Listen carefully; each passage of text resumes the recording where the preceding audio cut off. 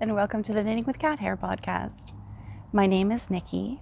I'm also known as Knitting with Cat Hair on Instagram and Cat Hair Knitting on Ravelry. I'm coming to you from Sudbury, Ontario, Canada, which lies atop the traditional lands of the Otagamishing and Anishinaabeg people, where I live with my family and our 5 cats. And if this is your first time here, a big warm welcome and a big welcome back to all returning viewers. I really do appreciate the fact that you're taking time out of your busy days to spend with me, so thank you so much. It has been 3 weeks since my last episode, and this one's going to be more of a perhaps a quicker podcast. I'm just going to give you a few updates on some of my whips and then talk about a few of my future plans and things I'm planning. All right, so first up, there's a few admin things I just wanted to say. We do have a Marie Wallin make-along happening over on Instagram. If you're looking for all of the rules, they can be found down below in the description, or you can revisit my last episode where I talked about it more fulsomely. We also have a Slack group for the Knitting with Cat Hair podcast, and the link will always be down below in the description or over on my Instagram as well if you'd like to get added. It's a really great group. Everyone's so helpful, and if you're having any problems, and we love sharing all of our works in progress, all of our crafts that we're delving into. It's a really great little group, and if you'd like to be a part of it, I highly encourage you to. Okay, so now we're going to jump right into the knitting talk. So today I will start with what I'm wearing. I am wearing, it's called the Millsweet, I believe. It's a sleeveless top that I made out of Sweet Georgia, I always forget the name, Flaxen Silk Fine or Silken Flax Fine. I knit this a couple years ago now, but it's so nice. It's a combination of silk and linen, so it's really, really nice for summer and hot days like today. So yeah. That's what I'm wearing. I should also say that anything that I mention on today's episode, I will put links down below in the description box to Ravelry pages and shops and things like that. Okay, so let's start with an update on my Treysta. So I'm knitting the Treysta. I'm knitting it out of this magazine, I guess, Lina issue 3, I believe. I'm just going to pop in pictures because the pictures in here are not the greatest for showing what the whole sweater looks like. So the Treysta is a pattern by Jennifer Steingass. I'm actually going to be converting mine into a cardigan. This is my first time steeking a garment, and certainly my first time improvising converting a pullover to a cardigan. So we'll see how it goes. I've already messed up one time. So essentially I have had to re-knit everything that I did. So I got to the point where I separated for the sleeves, and I was doing some short rows, and I looked at it and I thought, it looks small.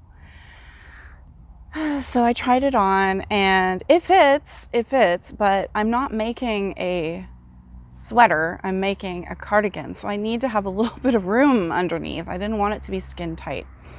And it's my own fault for not reading the sizes correctly and interpreting the fact that, the size I was making was the finished measurement, not for bust sizes of that size. Anyways, so I've had to rip back and restart, and here we go.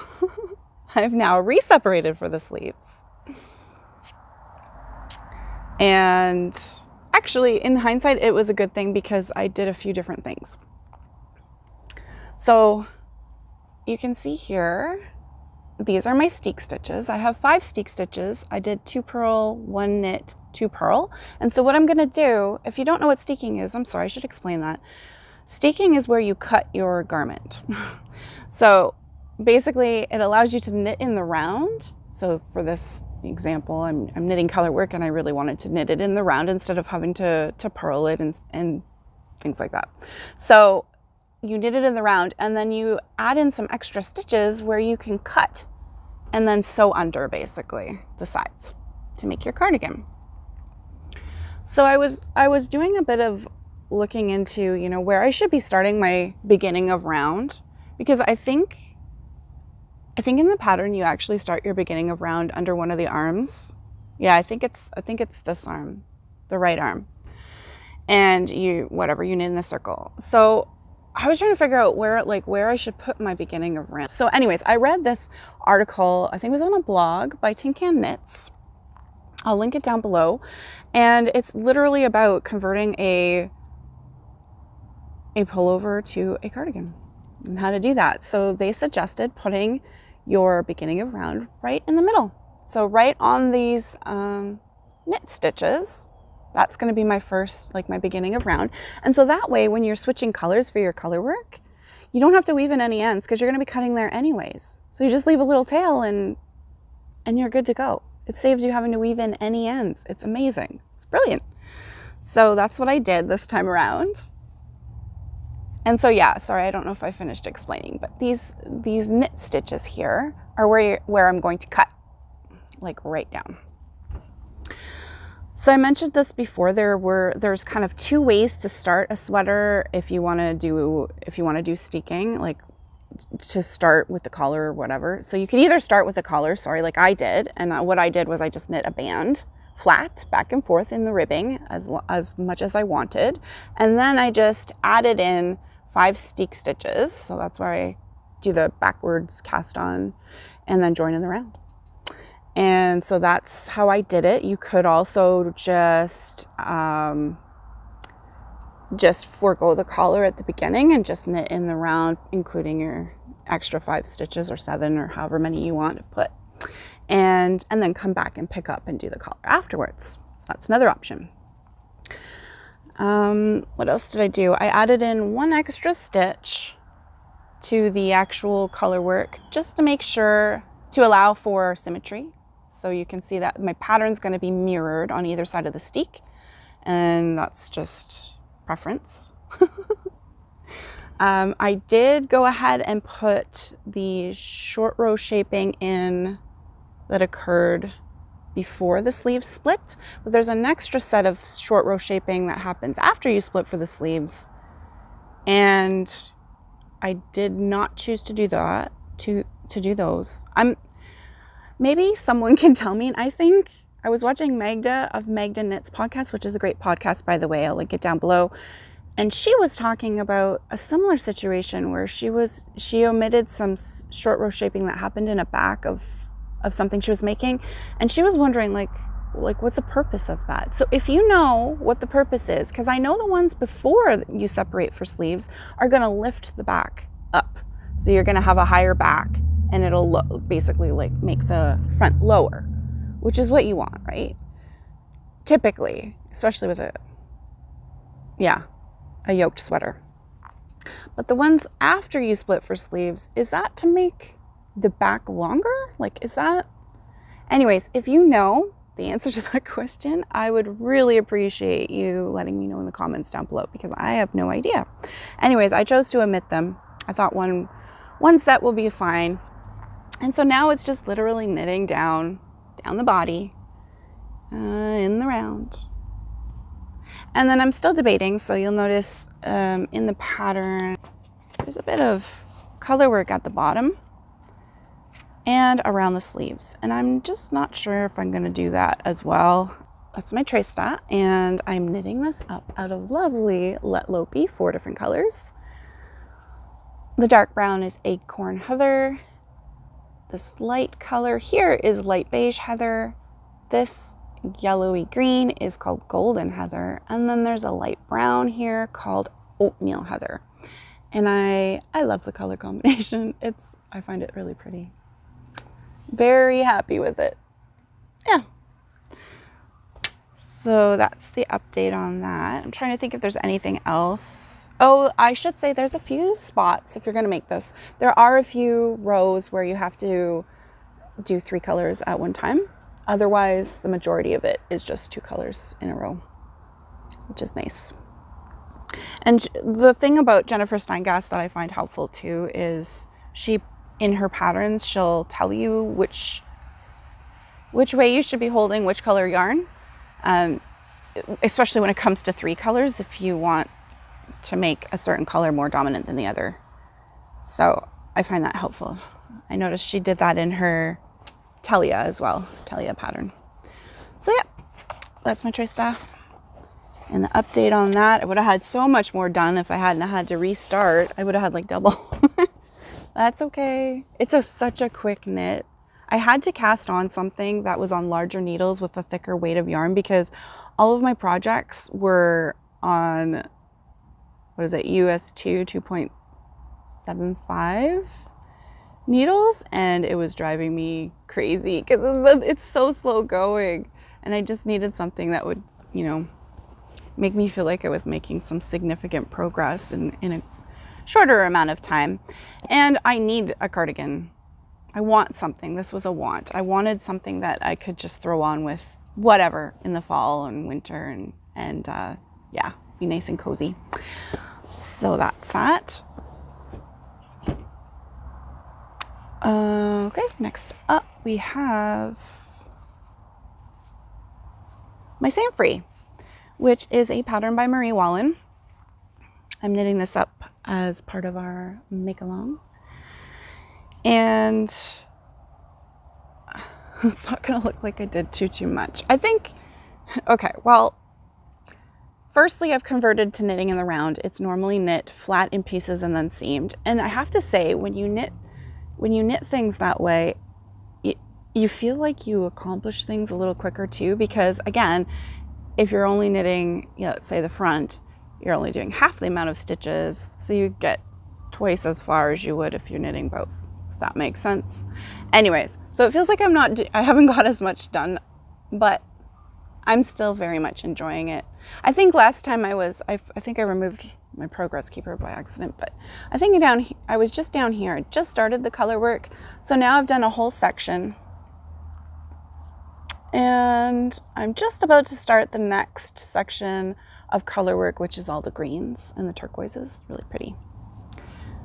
So yeah, this is the Sandfree. And what can I say about this? Oh, I will say, I forgot to mention this last time, but if you're thinking of knitting the Sandfree, be prepared to catch lots of floats. I don't know that there's a single row that I've knit where you don't have to catch floats. So that's just a word of warning. I don't mind. I'm kind of used to it, but yeah, just a heads up. And what else can I say about this? I have converted to knitting in the round. I talk about the modifications that I'm making in detail in the last 2 episodes, so I'm not going to go into them right now, but I will say that I'm altering needles to create kind of a gentle increase to avoid bulging. So I've already switched one needle size. You can't even really tell, I don't think. I think I switched right after this middle panel. So this half of the flower is knit with a slightly larger needle than the lower half, and I don't think you can really tell at all. I think it looks fine. And I'm just about, after I'm done this turquoise line, which is similar to this one, then I'm going to switch to the main needle size, which is a US 3.25 millimeter needle. I didn't bring any notes today, so I don't know. But I think that's what it is. All right, so yeah, Samphrey, knitting it out of all the call for colors of Jamieson's Shetland Spindrift, which is a lovely yarn. These are the colors.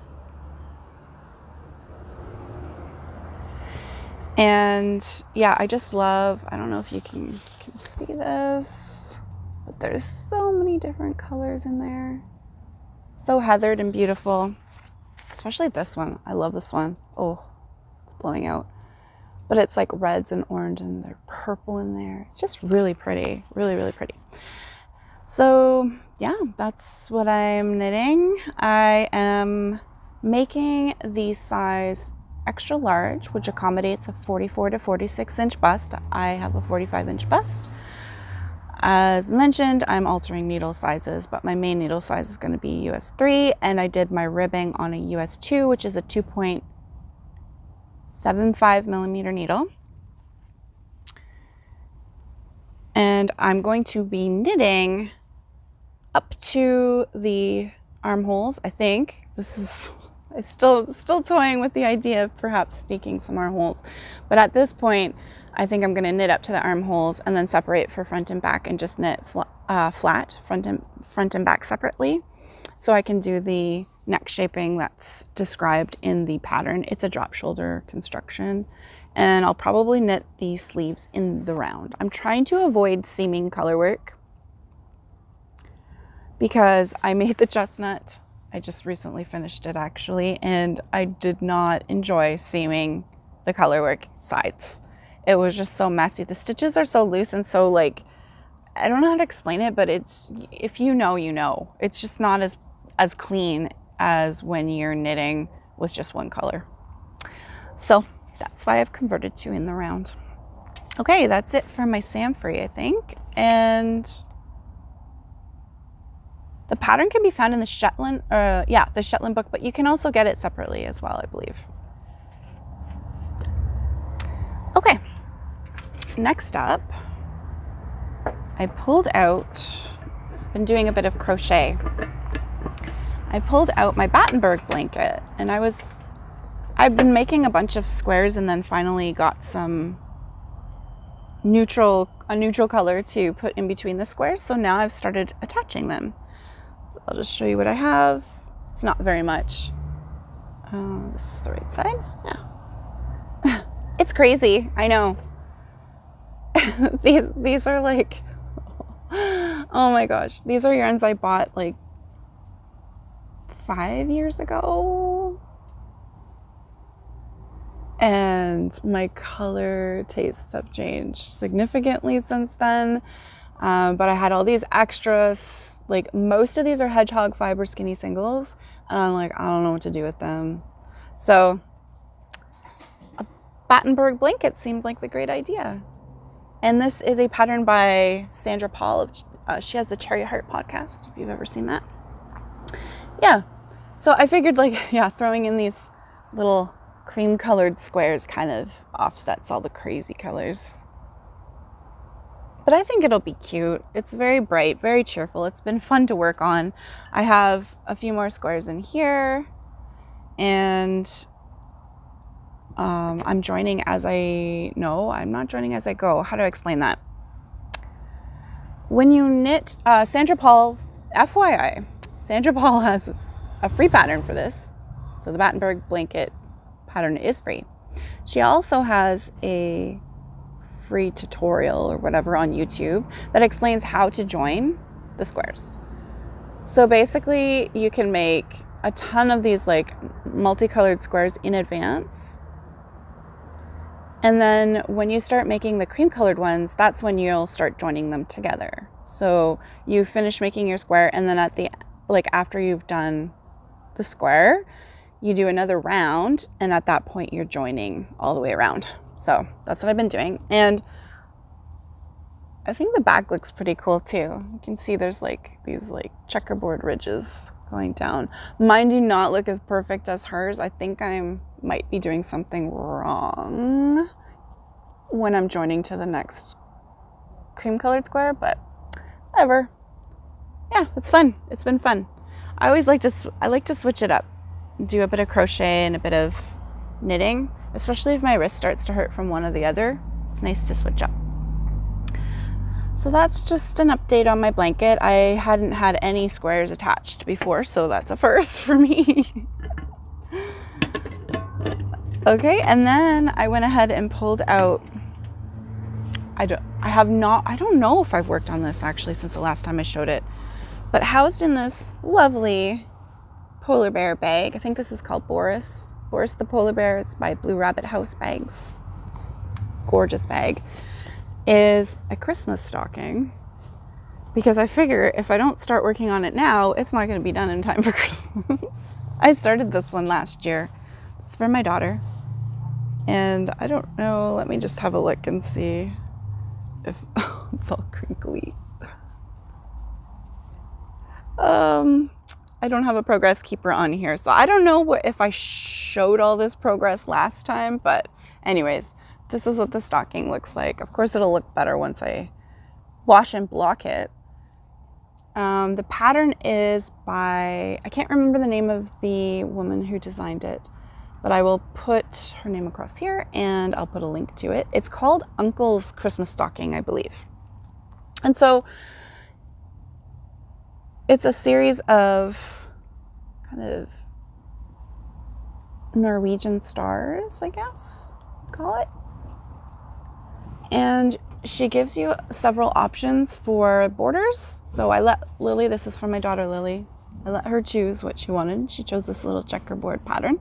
So that'll go at the bottom of the toe, obviously, and then at the top as well. And then at the very top, you can choose to personalize it. You can put person's name. So I'm going to be putting our names on them. And this is the first of 4 stockings that I'll be making. That's the plan. And yeah, so knit toe up. And I'm just trying to see what kind of heel it is. I've only knit toe up twice. This is my second time. So I don't fully understand the heel constructions. It can't be a heel flap and gusset, right? That's only if you're knitting down. Am I correct? If not, correct me, please, in the comments. Yeah. So anyways, I just put a solid toe.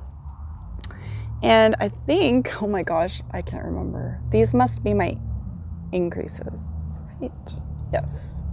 That's what those look like. And what else can I say? I'm knitting this out of Briggs & Little Sport, 2 colors. I think it's called maroon, and then this one is some kind of white. I think they have 2 whites. Natural white, I want to say, because I think they have a bleached white and a natural white. I'm using the natural one. And then, so I'm making 4 stockings. 2 will be out of the maroon and natural white. And then the other 2 are going to be out of this lovely green and white. What color is this? Green heather. It's really pretty. You can see there's some other colors in there. Briggs & Little Sport, 1 ply, 100% pure wool, 4 ounces, 113 grams. 430 yards. So yeah, gotta get going on that. So what, if I finish 1 a year, 3 more years, we'll all have stockings. And one of those kids might be out of the house by then. Actually, probably will be. Oh my gosh. So I've talked about this in the past, but like one of my problems is this whole indecisive paralysis where I get overwhelmed with choice and I cannot make a decision. I'm brutal for that. So it took me a really long time to finally decide on the patterns. Oh, I'll pop a picture in of the other 3 patterns I'm going to be making just so you can see what the other 3 stockings look like. They're all different. Okay. And so that is it for all of the updates. I had no finished objects today, and now I'll talk about a future plan. So I think it was last year. It was last year, maybe August or so. So maybe a year ago this month, I purchased this beautiful golden Nutiden from Onerak Eyre. And I don't know if you can see, oh, the dimension in this color is so beautiful. So beautiful. I purchased a sweater's quantity of it. And I wasn't really sure what I was going to make. I thought maybe I would do some color work, and I still may do that. But I'm also thinking, I know it's talked about so often, But I have to say the ranunculus is such a great pattern.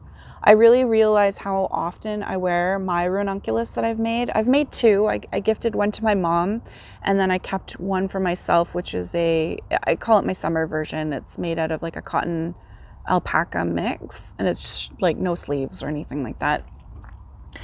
And I wear it all the time. It's just so wearable. So I was thinking, I had vowed to make 4 different ranunculi, one for each season. And so I think I'm going to cast on shortly. I'll be casting on for my autumn version, which will be knit out of this. And I'm still debating whether to hold it single or double stranded. I don't have mohair and I don't really want to have to buy any. So I think I'm just going to probably end up knitting it double. But I'm really curious to try single strand too. I know it takes a lot of patience because Nutiden is, sorry, I don't know, maybe some people don't know what it is. It's an unspun fiber. Let's see if you can see that. It's unspun, and so it breaks very, very easily when you grab it. You can pull it right apart. However, if you grab it close together and pull, it's very strong. So once it's knit up, it's super strong. It's not going to break on you or anything like that. It has to do with the length of I think the stable hairs are very long. So yeah. So anyways, I think this will become an autumn ranunculus. I'm looking forward to knitting it. It still has that sheepy smell to it. Really lovely. Okay.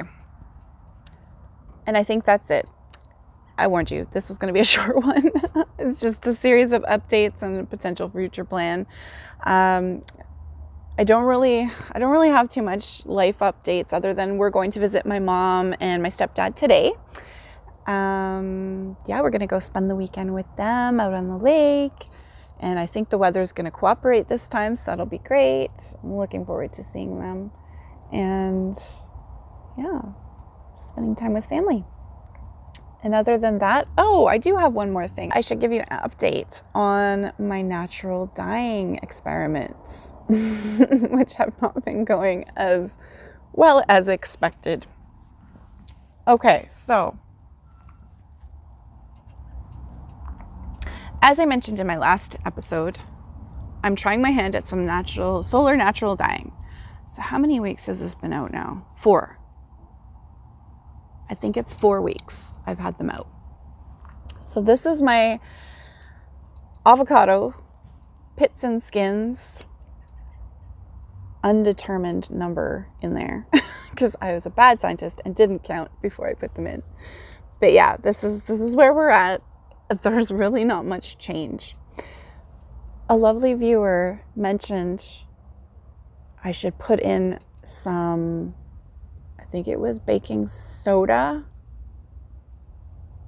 I'll have to revisit. It was either baking soda or baking powder. I think it was baking soda. Yes, into the jar with the avocados to try and speed up the process. And so I'm going to do that because nothing is happening. To be fair, it's not the avocado's fault. We just haven't been getting consistently warm, hot weather, or sunny, hot weather. We just haven't. And so this is my onion skins. Beautiful, beautiful color in there. I'm quite happy with this, actually. I'm going to leave it out for, maybe I'll leave it out till the next podcast. No, I'll leave it out till right before the next podcast, then I'll take it out and dry it. And that way I can show the final result. Because I think this color is, I'd be happy with this color. And if it gets darker, I'm happy with that too.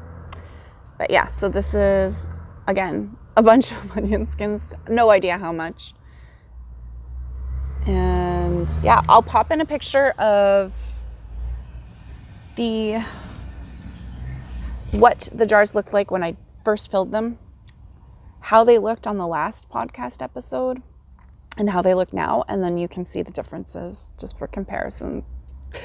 So yeah, you have to have a lot of patience with this stuff. And I've heard of people throwing them in like solar ovens and heating them that way. I don't have a solar oven, but I think that's a possibility. So yeah, in the future, I might just have to start early and hope that we get weather that cooperates. Because like I said, it's been all over the place. We have had, you know, a hot day and then followed by like a really cool day, cool rainy days, lots of cool rainy days. And now we're just starting to get a few more hotter days in a row, which is nice. So that should help. But yeah.